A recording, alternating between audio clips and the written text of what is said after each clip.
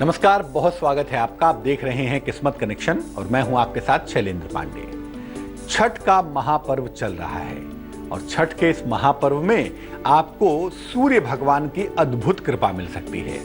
साल भर में आपने भगवान सूर्य की उपासना नहीं की, कोई बात नहीं। सूर्य षष्ठी के इस महापर्व पर सिर्फ 2 लोटे जल से भगवान सूर्य की अद्भुत कृपा बरस सकती है आपके ऊपर। कैसे? छठ के एक अर्घ की बात हम कर चुके हैं, आज बात करेंगे छठ के दूसरे अर्घ की, यानी छठ के अंतिम अर्घ की। इसकी महिमा क्या है, इसका पूजा विधान क्या है, इसका सिस्टम क्या है, इसका तरीका क्या है, ये तमाम बातें होंगी। लेकिन सबसे पहले बात होगी आज के गुड लक की। जिस भी जगह पर, जिस भी स्थान पर आप पूजा करते हैं ना, उसको व्यक्तिगत रखिए, उसको पर्सनल रखिए। वहां पर जितने कम से कम लोग जाएं उतना ही ज्यादा बेहतर होगा। पूजा स्थान पर वाइब्रेशंस, तरंगें जितनी शुभ होंगी, जितनी सात्विक होंगी, उतना ही ज्यादा अच्छा होगा। ज्यादा लोग जाएंगे, तरंगें डिस्टर्ब होंगी और आपको फायदा नहीं होगा। तो बेहतर है पूजा स्थान को आप एकदम अलग रखें और वहां पर कम से कम लोगों का प्रवेश हो, वहां पर केवल पूजा का ही कार्य हो, तो सबसे ज्यादा शुभ परिणाम इसके मिल पाएंगे। अब ये जानते हैं कि छठ के अंतिम दिन का महत्व क्या है और इस दिन क्या विशेष काम होता है, क्या विशेष कार्यक्रम होता है छठ के अंतिम दिन। छठ का अंतिम दिन होता है सप्तमी तिथि को, और सप्तमी तिथि को सूर्य को अरुण वेला में, अरुण वेला का क्या मतलब है, सूर्य जब बिल्कुल लाल होते हैं ना, रक्ताभ होते हैं, बिल्कुल लाल रंग के होते हैं, तो उसको अरुणोदय काल कहा जाता है। तो सूर्य जब एकदम उग रहे होते हैं, अरुण वेला में सूर्य को अंतिम अर्घ देते हैं। सप्तमी तिथि को बिल्कुल भोर में ये अर्घ देते हैं सूर्य की पत्नी उषा को। अस्त होते हुए सूर्य को अर्घ देते हैं, वो देते हैं प्रत्युषा को, और ये अर्घ देते हैं उषा को।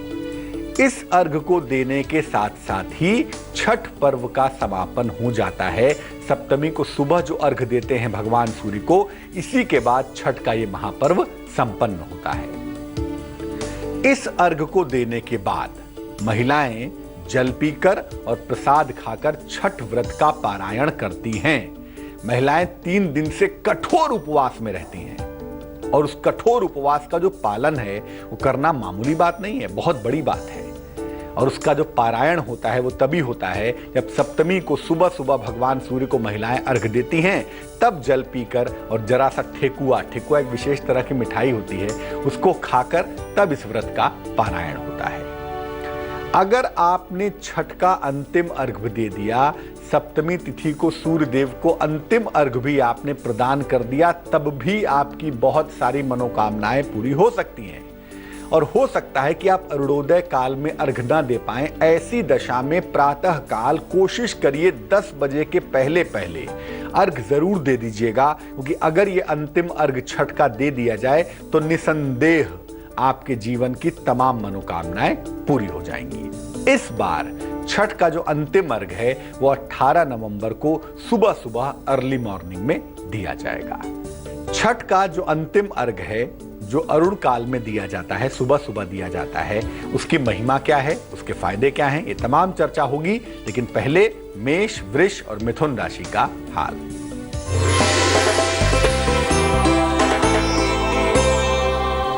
मेष राशि चोट की चपेट में आ सकते हैं, लापरवाही बिल्कुल नहीं करेंगे। नई जिम्मेदारियां और परिवर्तन का योग भी फिलहाल बन रहा है। नौकरी में कहीं ना कहीं कुछ ऐसा प्रेशर है जो आपको परेशान कर रहा है, ध्यान रखिएगा। शुभ रंग आपका गुलाबी होगा और भाग्य होगा आपके पास 44%।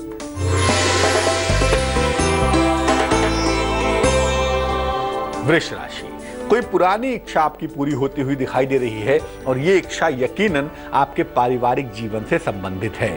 आपके मुकदमों का निपटारा भी हो सकता है और अचानक कहीं यात्रा पर भी आप जा सकते हैं। शुभ रंग जिसका इस्तेमाल करेंगे वो होगा फिरोजी और भाग्य आपका साथ निभाएगा 73%।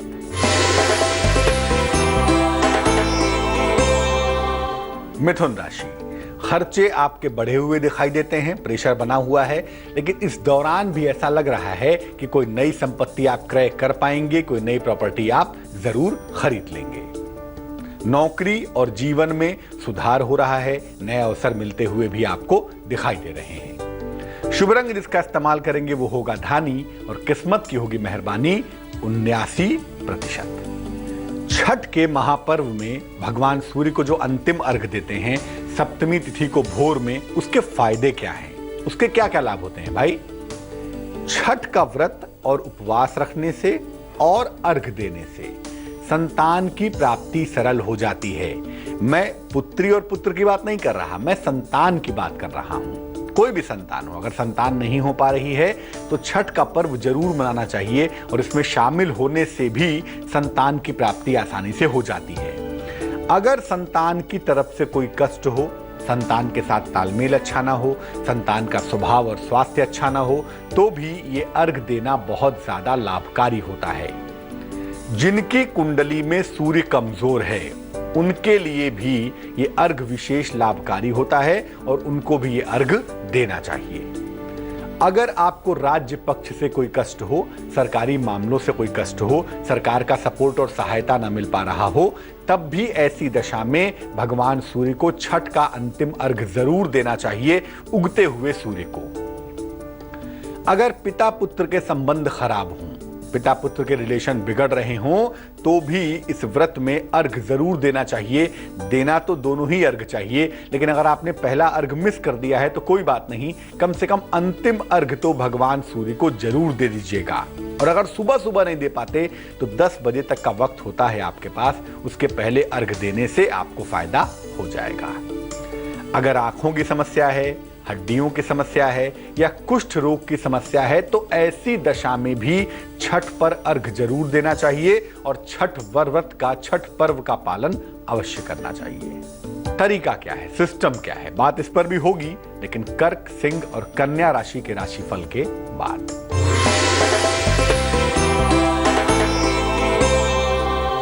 कर्क राशि, स्वास्थ्य का बहुत ध्यान रखना है आपको।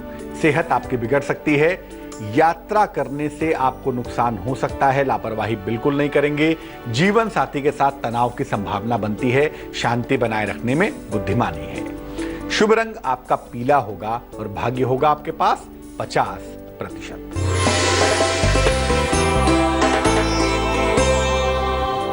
सिंह राशि, परिवार में वाद विवाद की नौबत आ सकती है, शांति बनाए रखिए। नौकरी में किसी भी तरह के तनाव से बचने में बुद्धिमानी है। काफी धन खर्च करना पड़ेगा, चीजों को मैनेज करने में बच नहीं सकते आप।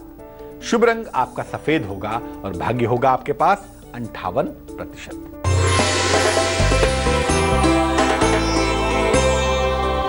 कन्या राशि, कोई महत्वपूर्ण काम आपका एकदम से बन जाएगा, अचानक बन जाएगा, तनाव और दबाव आपका घट जाएगा, खुश हो जाइए, उत्साह आपका लगातार बढ़ा हुआ रहेगा। शुभ रंग जिसका इस्तेमाल करेंगे वो होगा लाल और भाग्य आपका साथ निभाएगा 88%। अब ये जानते हैं कि छठ पर जब आप अंतिम अर्घ देते हैं या देती हैं सप्तमी तिथि को भोर में अरुणोदय वेला में, उसके बाद छठ व्रत समाप्त हो जाता है। इसकी समाप्ति के नियम क्या हैं और सावधानियां क्या हैं, ये समझना भी बेहद आवश्यक है। देखिए, छठ में चूंकि महिलाएं लंबे समय तक या पुरुष अगर छठ व्रत रखते हैं तो लंबे समय तक निराहार रहते हैं, अनाज का सेवन नहीं करते, तो एकदम से कुछ सॉलिड खाने के बजाय नींबू पानी पीकर ही इस व्रत का समापन करना अच्छा होगा, बेहतर होगा। एकदम से अनाज मत खाइएगा और एकदम से भारी चीज भी मत खाइएगा, वरना सेहत एकदम से डिस्टर्ब हो सकती है, खराब हो सकती है। तो एकदम से अनाज और भारी खाना बिल्कुल नहीं खाएंगे। अंतिम अर्घ देने के बाद उपस्थित सभी लोगों में, जो लोग भी घाट पर उपस्थित हैं, उन लोगों में प्रसाद जरूर बांटिएगा। नदी में चूंकि खड़े होकर अंतिम अर्घ देने की परंपरा पाई जाती है, इसलिए नदी के जल को गंदा बिल्कुल मत करिए, साफ सफाई का ध्यान रखिए। शास्त्र कहता है कि पवित्र नदियों में केतु का वास होता है। अगर आप पवित्र नदी को गंदा करते हैं या करती हैं तो एक तो पर्यावरण प्रदूषित होता है, वो तो है ही, ज्योतिष के हिसाब से आपका केतु दूषित होगा और अगर केतु दूषित होगा तो मानसिक तनाव आपका बढ़ जाएगा। हो सकता है इसकी कठिनाई की वजह से या अन्य किसी कारण की वजह से आप छठ का उपवास नहीं रख पाते, इसका पालन नहीं कर पाते। कैसे फायदा उठाएंगे फिर भी, कैसे भगवान सूर्य की कृपा मिलेगी आपको, ये तमाम चर्चा करेंगे, लेकिन पहले जवाब देंगे आपके सवाल का। प्रतिमा ने हमें मेल लिखा है, इम्फाल से लिखती हैं। इनकी जन्म की तारीख हमें दिखाई दे रही है 15 जनवरी 1980। जन्म का समय है रात के 9 बजे। जन्म का स्थान है इम्फाल, मणिपुर। ये पूछ रही हैं कि अपनी इच्छा से विवाह करना चाहती हैं, उसमें बहुत सारे अवरोध आ रहे हैं, बहुत सारी अड़चनें आ रही हैं। क्या इनकी शादी इनकी अपनी इच्छा से हो पाएगी या नहीं हो पाएगी, और अगर हो पाएगी तो सरलता से कैसे हो जाए, उसके लिए उपाय बताएं। प्रतिमा, आपको बता दूं, आपकी कुंडली में पंचमेश सप्तमेश का संबंध बना हुआ है। 7वें भाव के स्वामी का 5वें भाव के स्वामी के साथ संबंध है। यकीनन आपकी शादी आपकी अपनी इच्छा से ही होगी, और इसकी प्रचंड संभावना, इसकी प्रबल संभावना 2016 में अगस्त सितंबर के महीने में बनती है। यह अंतरजातीय विवाह है, आपने लिखा तो नहीं है, लेकिन कुंडली आपकी यही कहती है कि यह इंटरकास्ट शादी है, और शादी चलेगी भी, सफल भी होगी। आप चिंता बिल्कुल मत करिए। एक ओपल नाम का रत्न बनवा लीजिए, 12-14 रत्ती का ओपल, चांदी की अंगूठी में, दाहिने हाथ की तर्जनी उंगली में, शुक्रवार की शाम को धारण करना आपके लिए बहुत अच्छा होगा। और कोशिश करिएगा जब भी आपकी शादी हो, आप लाल रंग के वस्त्र मत पहनिएगा। मंगल आपका दूषित है, वैवाहिक जीवन में मुश्किलें दे सकता है। बहुत सारे हमारे भाई बहन छठ का उपवास नहीं रख सकते, तो कैसे भगवान सूर्य की पूजा करके उनकी विशेष कृपा मिलेगी? तरीका क्या होगा? जितने दिन छठ का पर्व चलता है, आमतौर पे 4 दिन का पर्व होता है। तृतीया से शुरू होता है, तृतीया, चतुर्थी, पंचमी, षष्ठी और सप्तमी को सुबह समाप्त हो जाता है। तो जितने दिन छठ का पर्व चलता है उतने दिन पूर्ण साफ सफाई और सात्विकता रखनी चाहिए। आप व्रत रखें तो और ना रखें तो। जो लोग व्रत रखते हैं, जो लोग व्रती हैं, उनकी सेवा और सहायता करनी चाहिए।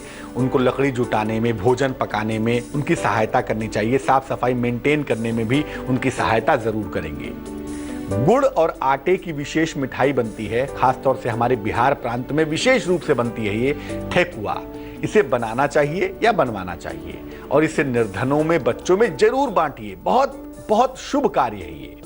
और छठ के दोनों अर्घ जरूर दीजिएगा, अस्ताचलगामी सूर्य को, अस्त होते हुए, और उगते हुए सूर्य को। मान लिया अस्त होते हुए सूर्य को नहीं भी दे पाते हैं तो कम से कम उगते हुए सूर्य को तो अर्घ दीजिएगा ही, ताकि भगवान सूर्य की कृपा आपको मिल सके। जो लोग छठ का व्रत रखते हैं, ऐसे लोग 3 दिन के इस कठोर व्रत उपवास के बाद अत्यंत पवित्र हो जाते हैं। उनका चरण छूकर आशीर्वाद जरूर ले लीजिएगा। ऐसा करने से छठ व्रत न रखने के बावजूद भी आपको भगवान सूर्य की कृपा का अनुभव हो पाएगा, उनकी कृपा आपको मिल पाएगी। तुला, वृश्चिक और धनु राशि वालों का वक्त कैसा है, आइए जानते हैं।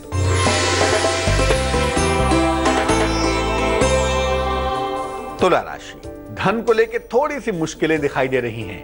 किसी पुरानी समस्या की शुरुआत हो सकती है, दोबारा आ सकती है। शांति बनाए रखिए, कीमती सामान खो सकता है, लापरवाही बिल्कुल नहीं करेंगे। शुभ रंग आपका क्रीम होगा, और भाग्य आपका साथ निभाएगा 61%।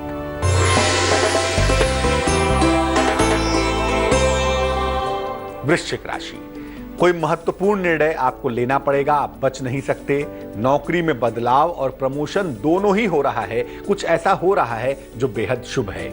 धन आपको मिलता रहेगा, कृपा आपके ऊपर बनी रहेगी। शुभ रंग आपका बैगनी, और भाग्य आपका साथ निभाएगा 78%।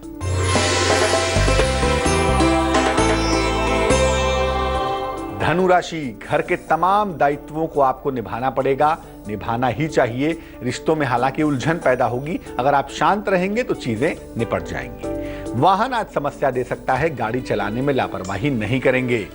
शुभ रंग आपका नीला होगा, और भाग्य आपका साथ निभाएगा 49%। अब ये जानते हैं कि सूर्य के अंतिम दिन के अर्घ से किस प्रकार की मनोकामनाएं पूरी हो सकती हैं, किस प्रकार के लाभ हो सकते हैं, और ऐसा क्या करें सूर्य को अंतिम अर्घ देते समय जिससे विशेष मनोकामनाएं पूरी हो जाएं। शिक्षा और एकाग्रता के लिए जल में नीला या हरा रंग मिलाइए, नीले रंग की स्याही खरीद लाइए, ग्रीन कलर की इंक खरीद लाइए, और उसको जल में डाल के भगवान सूर्य को जल दीजिए, बेहद अच्छा होगा। स्वास्थ्य के लिए, ऊर्जा के लिए रोली, कुमकुम जिसको कहते हैं, या लाल फूल गुड़हल का, उसको डाल के भगवान सूर्य को अंतिम अर्घ दीजिएगा। अगर आप गवर्नमेंट जॉब में जाना चाहते हैं, राजकीय सेवा का फायदा चाहते हैं, तो जल में लाल चंदन का पाउडर मिलाइए और वो लाल जल भगवान सूर्य को अर्पित करिए। शीघ्र विवाह के लिए, सुखद वैवाहिक जीवन के लिए हल्दी मिलाकर भगवान सूर्य को जल दीजिए, बेहद अच्छा होगा।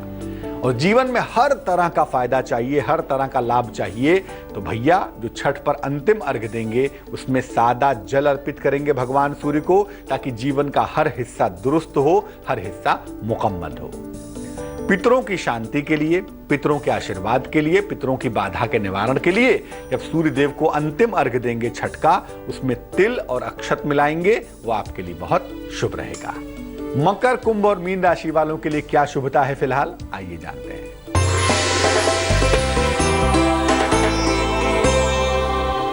मकर राशि, दिन भर आपको दौड़ भाग करनी पड़ेगी, आराम का दिन नहीं है। नौकरी में पद परिवर्तन की संभावना बनती है। जीवन साथी के स्वास्थ्य में सुधार होता हुआ दिख रहा है। शुभ रंग आपका धानी और किस्मत की होगी मेहरबानी 90%।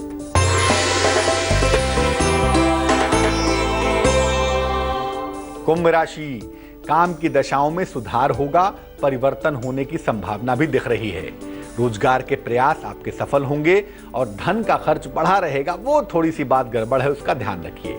शुभ रंग आपका सफेद और भाग्य आपके साथ होगा 75%।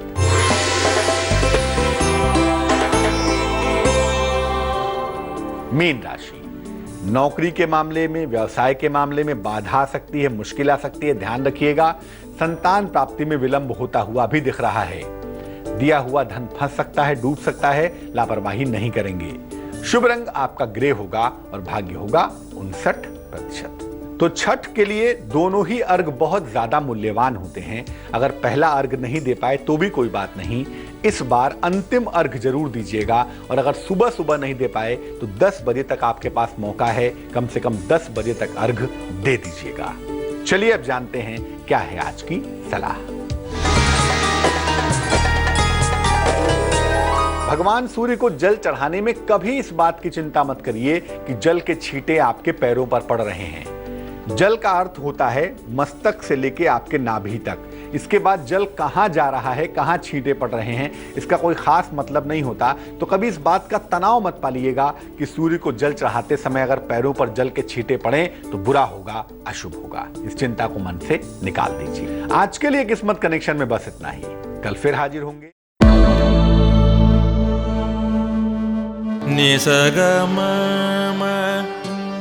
मनि पमग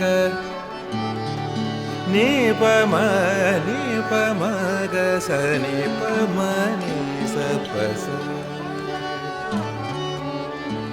जहाँ तक याद आती रहेगी।